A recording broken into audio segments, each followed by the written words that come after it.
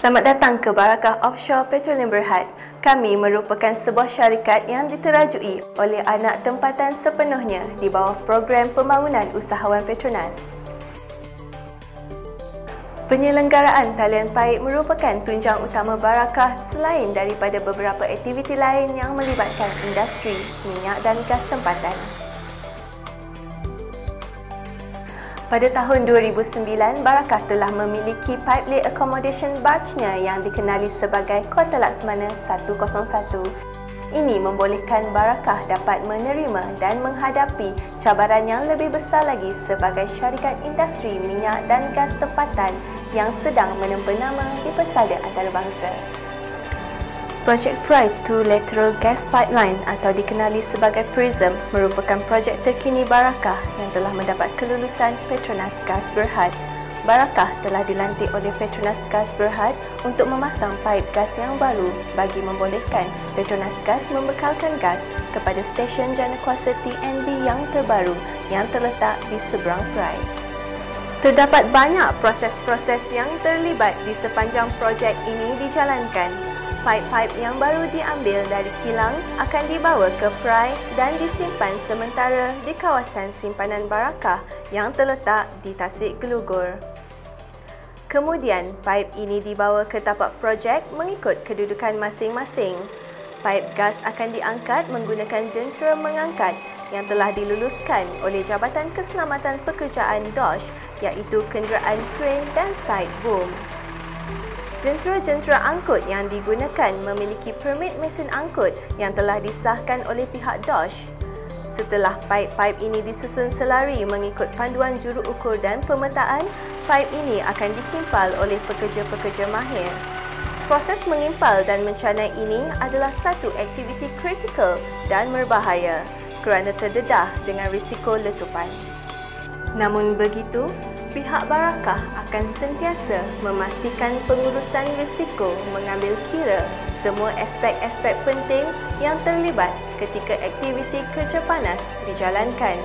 Antaranya, menyediakan pengawas api yang kompeten dengan jabatan bomba dan penyelamat selain dari memastikan jentera-jentera dan alatan-alatan yang digunakan telah disemak dan diperiksa secara menyeluruh agar berada dalam keadaan yang baik dan selamat.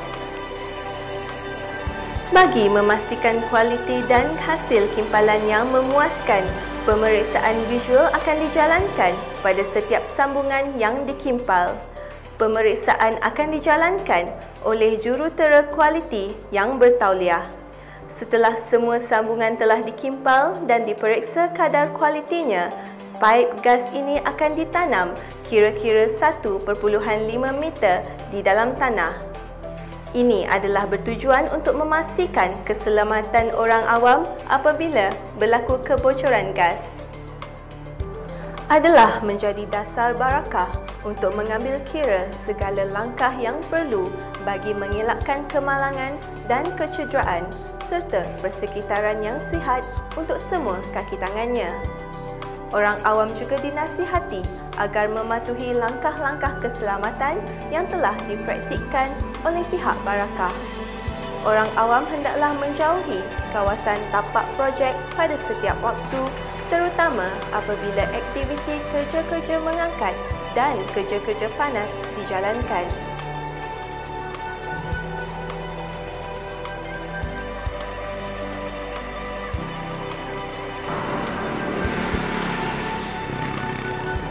Sila patuhi arahan pengawal bendera ketika melalui kawasan lintasan jentera-jentera berat. Pengawal bendera akan memastikan keselamatan jalan raya terjamin dengan mengawal trafik agar tidak berlaku kemalangan yang tidak diingini. Selain faktor keselamatan, pihak Barakah juga mengambil beberapa langkah untuk meminimalkan kesan terhadap alam sekitar.